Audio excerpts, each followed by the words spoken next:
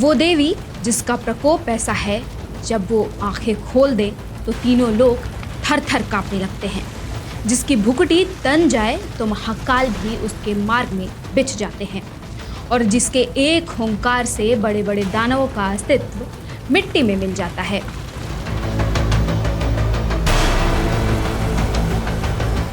लेकिन जिसके मन में करुणा ऐसी है कि अपने चरणों के नीचे एक अबोध बालक के रोने मात्र से उसका ब्रह्मांड को भस्म कर देने वाला ज्वाला सा क्रोध पल भर में वात्सल्य और ममता की छांव बन जाता है। वो जो काल का भी काल है, वो जिसके एक हाथ में खड्ग है तो दूसरे हाथ में अभयदान का वरदान।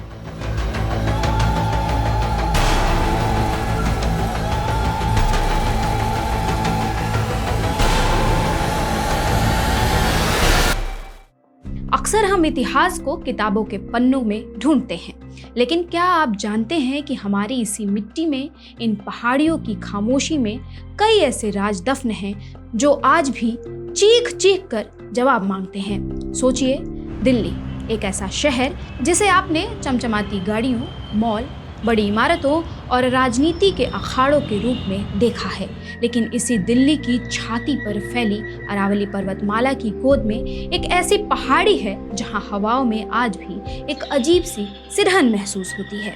एक ऐसा स्थान जिसे दुनिया कालकाजी मंदिर के नाम से जानती है। लेकिन ठहरिए, जो आप देखते हैं क्या सच सिर्फ उतना ही है, या इसके पीछे छिपी है सतयुग का खौफनाक मंजर, महाभारत का गुप्त रहस्य, तंत्र शास्त्र का गुणगणित और मुगल मराठा काल का वो सच जिसे समय की धूल में दबा दिया गया? क्या यह महज ईंट पत्थरों से बना एक मंदिर है, या फिर यह ब्रह्मांड का एक ऐसा ऊर्जा केंद्र यानी एनर्जी पोर्टल है जहां आज भी रात के सन्नाटे में घुंघरुओं और पायल की आवाजें गूंजती हैं? क्या यह सच है कि जब पूरी दुनिया में सूर्य ग्रहण या चंद्र ग्रहण लगता है, सूतक काल में हर मंदिर के कपाट बंद हो जाते हैं, तब भी इस मंदिर का द्वार खुला रहता है, क्योंकि यहाँ स्वयं नवग्रह और काल भी अपने घुटने टेकते हैं? और उससे भी बड़ा सवाल, क्या सच में किसी इंसान के शरीर में माई आ सकती है, या फिर आस्था के नाम पर ये सब सिर्फ कैमरे के सामने रचा गया एक पाखंड है? नमस्कार, मैं हूँ शालिनी सिंह और आप देख रहे हैं हमारा खास शो रहस्यम। आज रहस्यम के इस स्पेशल एपिसोड में हम खंगालेंगे कालकाजी सिद्धपीठ के वो कुछ सबसे बड़े और अनसुलझे रहस्य, जिन्हें सुनकर विज्ञान भी घुटने के बल बैठ जाता है। कुर्सी की पेटी बांध लीजिए, अगले कुछ मिनट में हम इतिहास, रहस्यों और कुछ अनसुलझे किस्सों से जुड़े एक दिलचस्प सफर पर चलेंगे। वीडियो को अंत तक जरूर देखें। जब यह ब्रह्मांड बन ही रहा था, तब अरावली के इस पहाड़ को सूर्यकूट पर्वत कहा जाता था। उस दौर में चारों तरफ हाहाकार मचा था। सूर्यकूट यानी एक ऐसा दिव्य क्षेत्र जहां सूर्य का तेज और ब्रह्मांड की अलौकिक ऊर्जा सिमटी हुई थी। यह पर्वत ऋषियों की तपोभूमि था, देवताओं की शरण स्थली था। लेकिन फिर इस पावन धरा पर एक ऐसा खौफनाक मंजर आया जिसने पूरे ब्रह्मांड को हिलाकर रख दिया। वजह था एक भयंकर असुर, रक्तबीज। असुर रक्तबीज को ब्रह्मा जी से एक ऐसा अजीब और खौफनाक वरदान मिला था जिसने देवताओं की रातों की नींद उड़ा दी थी। वरदान ये था कि अगर उसके शरीर से खून की एक भी बूंद जमीन पर गिरी तो उसी बूंद से एक और नया, उसी के समान पराक्रमी रक्तबीज पैदा हो जाएगा। जरा सोचिए, युद्ध का मैदान, देवताओं ने जैसे ही अपनी तलवारें चलाई, रक्तबीज के घाव से खून की सैकड़ों बूंदें धरती को छू गई और पलक झपकते ही हजारों नए दानव खड़े हो गए। जितना मारो वो उतने बढ़ते जाए। तबाही सिर पर नाच रही थी और देवताओं के पास कोई रास्ता नहीं बचा था। यह अधर्म और असंतुलन का वो चरम था जहां विज्ञान और शक्ति दोनों घुटने टेक चुके थे। जब कोई उपाय नहीं बचा तो देवताओं ने इसी अरावली की पहाड़ियों पर बैठकर आदि शक्ति का करुण आह्वान किया और तब आकाश कांपा। सबसे पहले माता पार्वती के दिव्य स्वरूप से प्रकट हुई माता कौशिकी। लेकिन जब युद्ध के मैदान में रक्तबीज का उपद्रव रुकने का नाम नहीं ले रहा था तो माता कौशिकी की भुकुटी यानी माथे से जन्म हुआ स्वयं महाकाली का।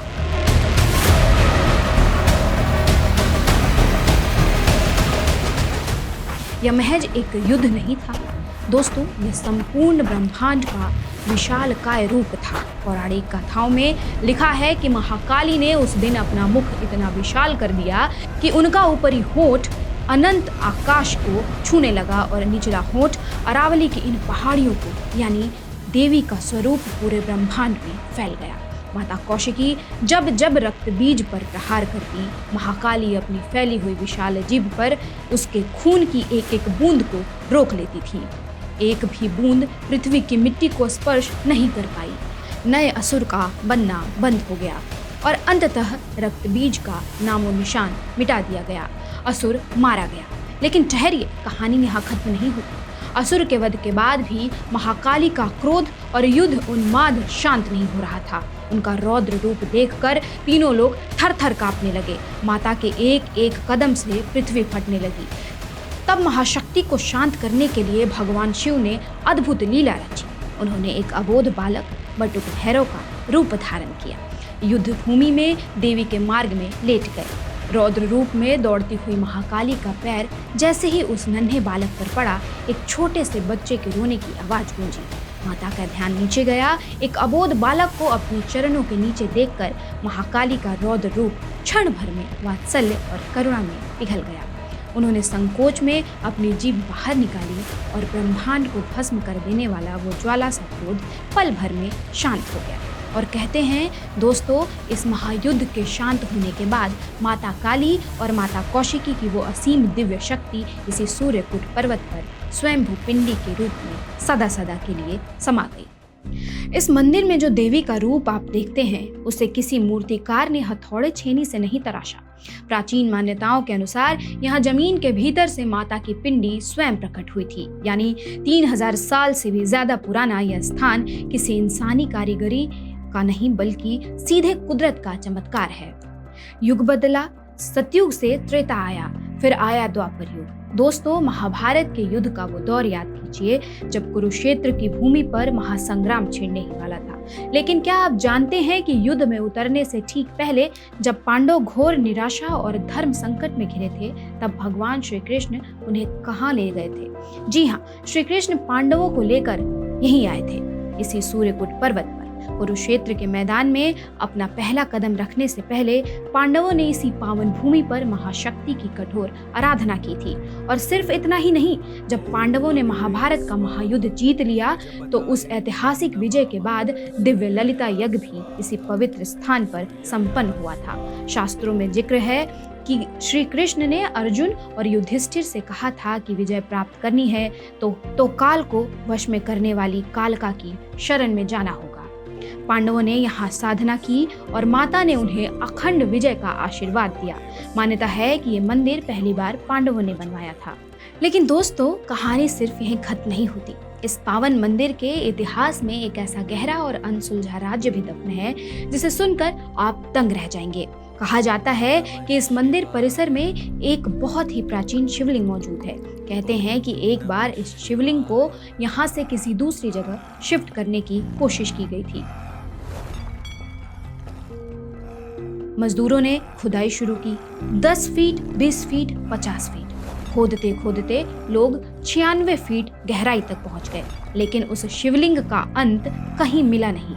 96 फीट नीचे जाने के बाद भी जब शिवलिंग का कोई छोर नहीं मिला तो सब समझ गए कि यह कोई साधारण शिवलिंग नहीं बल्कि अनंत पाताल से जुड़ा स्वयं सिद्ध शिव स्वरूप है। आखिरकार शिफ्ट करने की कोशिश रोक दी गई और शिवलिंग को वहीं छोड़ दिया गया। लेकिन यहाँ इतिहासकार और तंत्र शास्त्री एक बहुत बड़े सवाल पर आकर रुक जाते हैं। क्या यह मंदिर सिर्फ एक पौराणिक स्थान है या फिर यह देवी सती का एक गुप्त शक्तिपीठ है? हम सब जानते हैं कि जब माता सती का पार्थिव शरीर लेकर भगवान शिव तांडव कर रहे थे तो विष्णु जी के सुदर्शन चक्र से सती के अंग धरती पर जगह जगह गिरे, जो 51 शक्तिपीठ बने। कई प्राचीन मान्यताओं और तंत्र ग्रंथों के अनुसार अरावली की इसी सूर्यकुट पहाड़ी पर माता सती के दाहिने पैर की 4 उंगलियां गिरी थी। और इस बात का सबसे बड़ा सबूत क्या है? तंत्र शास्त्र का नियम है, जहाँ भी सती का शक्तिपीठ होगा उसकी रक्षा के लिए स्वयं क्षेत्रपाल भैरव विराजमान होंगे। और कालका जी मंदिर के ठीक बाहर परिक्रमा में स्वयं बटुक भैरव यानी लोपड़ा जी का मंदिर स्थापित है। तो क्या इतिहास के पन्नों से इस गुप्त शक्तिपीठ का सच जानबूझकर छुपाया गया, या फिर समय की धूल में यह राज नहीं खो गया? अब बात करते हैं इस मंदिर की उस बनावट की जिसे देखकर दुनिया के बड़े बड़े आर्किटेक्ट्स और इंजीनियर्स का दिमाग घूम जाता है। जरा सोचिए, जब आप कालका जी मंदिर के गर्भगृह को देखते हैं तो आपको क्या दिखता है? यह मंदिर सामान्य मंदिरों जैसा नहीं है। मंदिर का गर्भगृह 8 कोनों यानी ऑक्टागोनल है और इसके मुख्य मंदिर में 12 द्वार हैं, जिसका गर्भगृह 12 भुजाओं वाला एक पिरामिड नुमा यानी पिरामिडल आर्किटेक्चर ढांचा है और इसके चारों तरफ बने हैं 36 मेहराबदार दरवाजे यानी 36 एंट्रेंसेस। यह कोई महज डिजाइन नहीं है दोस्तों, यह तंत्र विद्या और प्राचीन भारतीय खगोल विज्ञान यानी एस्ट्रोनॉमी का एक ऐसा मास्टरपीस है जो आपको हैरान कर देगा। 12 द्वार हिंदू ज्योतिष की 12 राशियों और साल के 12 महीनों के प्रतीक हैं। गर्भगृह के बाहर जो परिक्रमा स्थल है वहां बने हैं 36 मेहराबदार दरवाजे, 36 नक्षत्र पदों और 36 मातृकाओं यानी डिविनिटीज को दर्शाते हैं। कहा जाता है कि महाभारत काल में श्री कृष्ण ने पांडवों से कहा था कि अपनी अपनी राशि के हिसाब से तय किए गए द्वार से गर्भगृह में प्रवेश करो, और पांडवों ने ऐसा ही किया। लेकिन इसके पीछे का एकॉस्टिक और एनर्जी साइंस समझिए। इस 12 भुजाओं वाले पिरामिड की बनावट ऐसी है कि जब अंदर शंख बजता है या घंटी गूंजती है तो आवाज की तरंगे यानी साउंड वेव टकराकर एक खास फ्रीक्वेंसी पैदा करती है। यहाँ राजा भरतपुर द्वारा लगवाए गए 84 घंटे हैं। 84 घंटे जो इंसान की 84 योनियों और शरीर के 84 नाड़ी बिंदुओं को दर्शाते हैं। जब ये 84 घंटे एक साथ गूंजते हैं तो उनकी कंपन आपके शरीर के चक्रों को जागृत करते हैं। और सबसे बड़ा रहस्य, ग्रहण यानी इक्लिप्स। जब सूर्य ग्रहण या चंद्र ग्रहण लगता है तो भारत का छोटे से छोटा बड़े से बड़ा मंदिर बंद कर दिया जाता है। सूतक काल माना जाता है, लेकिन कालका जी मंदिर एकमात्र ऐसा सिद्धपीठ है जिसके कपाट ग्रहण के दौरान भी कभी बंद नहीं होते। क्यों? क्योंकि उनके वास्तु और तंत्र शास्त्र के अनुसार इस मंदिर का आर्किटेक्चर ऐसा है कि ब्रह्मांड के सभी 9 ग्रह इसके अधीन हो जाते हैं, जो काल और ग्रहों को अपने वश में रखती है। उस महाशक्ति के धाम में ग्रहण का सूतक कैसे लग सकता है? विज्ञान यहाँ आकर चुप हो जाता है। आइए अब समय के पहिए को थोड़ा और आगे घुमाते हैं। मध्यकाल में 15वीं और 16वीं शताब्दी का दौर।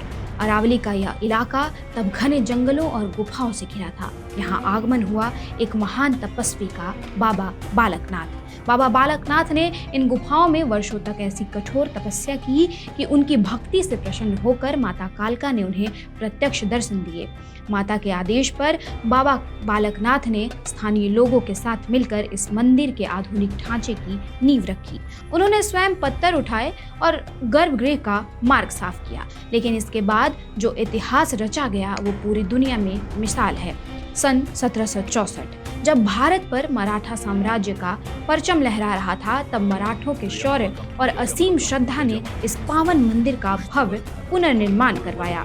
इसके बाद आया सन 1816। मुगल बादशाह अकबर शाह द्वितीय के दौर में उनके पेशकार मिर्जा राजा केदारनाथ ने इस मंदिर का और भी भव्य विस्तार कराया। दोस्तों, कभी इस मंदिर में आकर इसके पत्थरों को ध्यान से देखिएगा।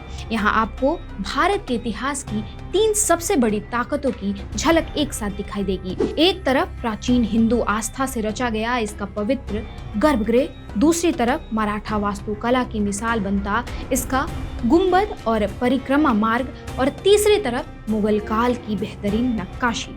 इस मंदिर की सबसे अद्भुत बात जानते हैं क्या है? इसके गर्भगृह में एक तरफ जहां देवनागरी लिपि में पवित्र मंत्र उकेरे गए हैं, वहीं ठीक पास के रेलिंग पर फारसी की नास्तालिक शैली में यहाँ का इतिहास लिखा हुआ है।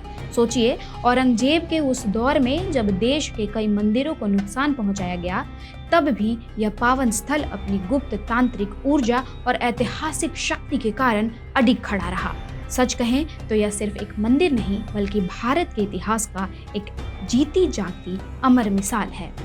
अब आते हैं उस सबसे संवेदनशील और रहस्यमय सवाल पर, जिसके बारे में अक्सर लोग फुसफुसाते तो हैं, लेकिन कैमरे पर बोलने से डरते हैं। आपने अक्सर मंदिरों में देखा होगा, विशेषकर नवरात्रि या शनिवार के दिन, अचानक लाइन में खड़ी कोई महिला या पुरुष चीखने लगता है, बाल खोलकर सिर घुमाने लगता है और लोग कहते हैं इसके अंदर माई आ गई है, माता सवार हो गई है। लेकिन क्या सच में जगत जननी ब्रह्मांड की मालिक महाकाली किसी साधारण इंसान के शरीर में आ सकती है? आइए इस सच से पर्दा उठाते हैं। मंदिर के पुजारियों, सेवादारों और खुद कई विचारकों का इस पर बहुत स्पष्ट और कड़ा रुख है। जरा सोचिए, हम इंसान सुबह से शाम तक न जाने अनजाने में कितने पाप, झूठ और गलतियां करते हैं। क्या हमारा शरीर इतना शुद्ध है कि स्वयं ब्रह्मा, विष्णु, महेश जिस आदि शक्ति के दर्शन को तरसते हैं, वो हमारे अंदर समा जाए? अगर माता का रत्ती भर भी तेज किसी इंसान में आ जाए तो साधारण मनुष्य का शरीर भस्म हो जाएगा। तो फिर सवाल उठता है कि मंदिरों में जो लोग अचानक सिर घुमाने लगते हैं, चीखने चिल्लाने लगते हैं, आखिर इसके पीछे का सच क्या है? जानकारों और वैज्ञानिकों के मुताबिक इसके पीछे मुख्य रूप से दो ही बड़ी वजहें हैं। पहली, मनोवैज्ञानिक स्थिति। मेडिकल साइंस की भाषा में इसे डिसोसिएटिव ट्रांस डिसऑर्डर कहते हैं। जब कोई इंसान लंबे समय से किसी मानसिक तनाव या घुटन से गुजर रहा होता है और अचानक मंदिर के उस माहौल, यानी धूप, अगरबत्ती की सुगंध और ढोल नगाड़ों की तेज आवाज के बीच आता है, तो उसका अवचेतन मन खुद पर से नियंत्रण खो बैठता है। और दूसरी वजह है पाखंड और फेक हाइप। जी हाँ, कई लोग सिर्फ दूसरों का ध्यान अपनी ओर खींचने, लोगों में अपना खौफ बनाने या कैमरे के सामने आने के लिए यह साफ नाटक करते हैं। आपने भी कभी न कभी गौर किया होगा, ऐसे लोग पहले बड़े आराम से अपना हेयर बैंड या चश्मा निकालेंगे, फिर अचानक झूमना और चीखना शुरू कर देंगे, और जैसे ही कोई उन पर गंगाजल छिड़क दे या थोड़ा कड़ा रुख अपनाए, वो तुरंत नॉर्मल हो जाते हैं। मंदिर में 24 घंटे सेवा करने वाले पुजारियों का भी यही साफ कहना है, हम दिन रात माँ की आरती करते हैं, श्रृंगार करते हैं, पर हमारे अंदर तो माँ कभी नहीं आई। तो फिर 5 मिनट के लिए लाइन में खड़े किसी इंसान के अंदर कैसे आ सकती है? सच तो ये है कि माता सिर्फ सच्चे प्रेम और शुद्ध भक्ति की भूखी है, किसी पाखंड या आडंबर की नहीं। इसलिए किसी के अंदर देवी आने का नाटक करना सिर्फ और सिर्फ अंधविश्वास है, जिससे हम सभी को बचना चाहिए। लेकिन दोस्तों, अगर पाखंड एक तरफ है तो सच्ची आस्था और चमत्कार दूसरी तरफ, जिन्हें नकारा नहीं जा सकता है। कालका जी मंदिर से जुड़ी ऐसी कई कहानियां हैं जिन्हें सुनकर आप हैरान रह जाएंगे। एक बार एक पिता अपनी छोटी सी बच्ची को लेकर मंदिर आते थे, जिसे लगभग धुंधला या नाक के बराबर दिखता था। डॉक्टर जवाब दे चुके थे। मंदिर के पुजारी ने उनसे सिर्फ एक बात कही, माई दरबार में सच्चे दिल से हाजिरी लगाओ और 40 दिन का चालीसा नियम से करो। नियम क्या था? 40 दिन बिना नागा आना, ब्रह्मचर्य का पालन करना, सात्विक रहना और माई की ज्योत जलाना। और चमत्कार देखिए, अभी 40 दिन पूरे भी नहीं हुए थे कि उस बच्ची की आंखों की रोशनी वापस लौटने लगी। आज वो बच्ची पूरी तरह देख सकती है।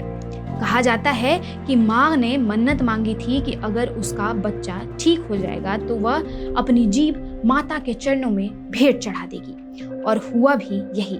जैसे ही बच्चा ठीक हुआ, उस माँ ने अपनी जीभ काट कर माता को अर्पित कर दी। इसके बाद वहां मौजूद पुजारियों ने माँ की कृपा से उस पर विशेष मंत्र पढ़े और चमत्कारिक रूप से वह जीभ दोबारा जाकर जुड़ गई। एक बार हवन कुंड में शेर की आकृति दिखने लगी। मंदिर के हवन कुंड में जब धूपिया जलाकर आरती की गई और फोटो खींची गई, तो धुएं और आग की लपटों के बीच साक्षात सिंह यानी शेर की आकृति उभर कर आई, जो माता की सवारी है।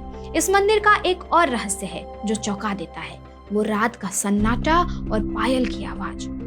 मंदिर रात को शयन आरती के बाद बंद कर दिया जाता है। गर्भगृह को पूरी तरह साफ करके फूलों की नई सेज सजाई जाती है। लेकिन सुबह जब 3:30 बजे स्नान और मंगला आरती के लिए कपाट खोले जाते हैं तो पुजारी देखते हैं कि बिछाए गए बिस्तर पर सलवटें पड़ी होती हैं, फूल बिखरे होते हैं, मानो रात में कोई वहां विश्राम करके गया हो।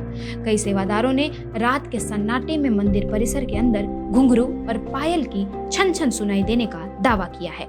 लोग मानते हैं कि रात में स्वयं मां कालिका अपने धाम में भ्रमण करती हैं। अब बात करते हैं प्रसाद, मदिरा और बलि की।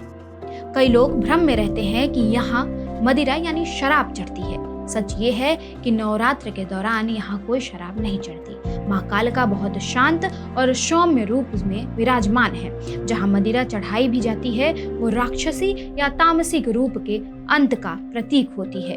उसे चढ़ाकर खुद पीना या लोगों में बांटना महापाप माना गया है। यहाँ कोई पशु बलि नहीं दी जाती, केवल नारियल चढ़ाया जाता है। और जानते हैं मां कालिका का सबसे प्यारा भोग कौन सा है? न मेवे न मिठाइयाँ। माँ का सबसे प्रिय भोग है अहंकार का त्याग।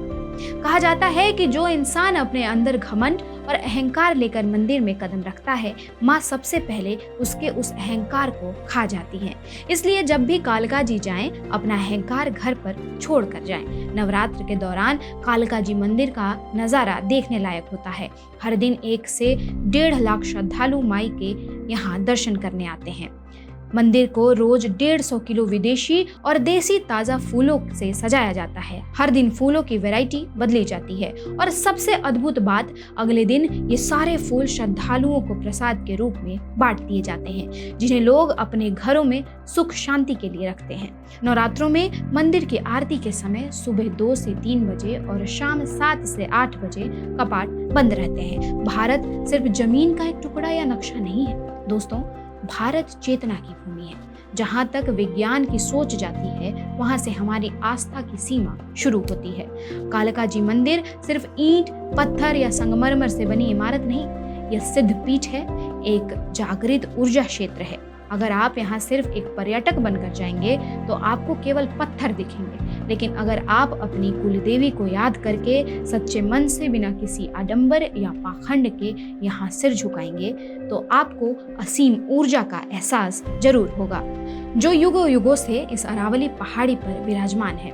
तो अगली बार जब आप दिल्ली के नेहरू प्लेस या लोटस टेम्पल के पास से गुजरें तो इस सूर्यकूट पर्वत को प्रणाम करना मत भूलिएगा, क्योंकि आप सिर्फ एक मंदिर के पास से नहीं गुजर रहे, बल्कि सतयुग से चले आ रहे एक जीवंत रहस्य के सामने खड़े हैं। तो कैसी लगी आपको कालिका जी मंदिर के इन अनसुलझे रहस्यों की यह दास्तान? क्या आप कभी कालिका जी मंदिर गए हैं या आपके साथ भी कभी कोई ऐसा एहसास जुड़ा है? हमें कमेंट सेक्शन में जरूर लिखकर बताइएगा।